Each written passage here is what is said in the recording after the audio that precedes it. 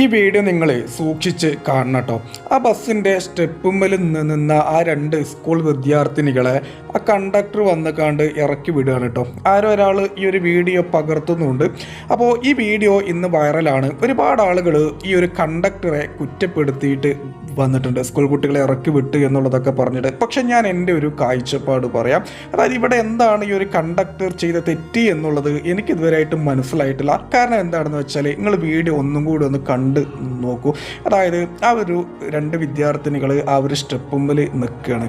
ഇനി അവർക്ക് എന്തെങ്കിലും ഒരു അപകടം സംഭവിച്ചാൽ, അവിടെ വീഴോ അങ്ങനെ എന്തെങ്കിലുമൊക്കെ സംഭവിച്ചാൽ അതിൻ്റെ ഉത്തരവാദിത്വം അല്ലെങ്കിൽ ആളുകൾ ആ ഒരു കണ്ടക്ടറോട് പറയും, നിങ്ങൾ എന്തിനാണ് അവരെ അങ്ങനെ കയറ്റിയത് എന്നൊക്കെ പറഞ്ഞിട്ട് അതിൻ്റെ പഴി മുഴുവനും ആ ഒരു കണ്ടക്ടർക്കായിരിക്കും. ഇവിടെ നമുക്ക് കാണുമ്പോൾ ആ ഒരു പെൺകുട്ടികളെ ഇറക്കി വിട്ടു എന്നുള്ളതൊക്കെ ഒരു സങ്കടകരമായ കാര്യമാണ്. പക്ഷെ ആ ഒരു സങ്കടത്തിൻ്റെ പിന്നിലും അദ്ദേഹം വലിയൊരു അപകടത്തെ ഇല്ലാതാക്കി എന്നുള്ളതാണ് എനിക്ക് മനസ്സിലാക്കാൻ സാധിച്ചത്. തീർച്ചയായിട്ടും നിങ്ങളുടെ ഒരു അഭിപ്രായം പറയുക.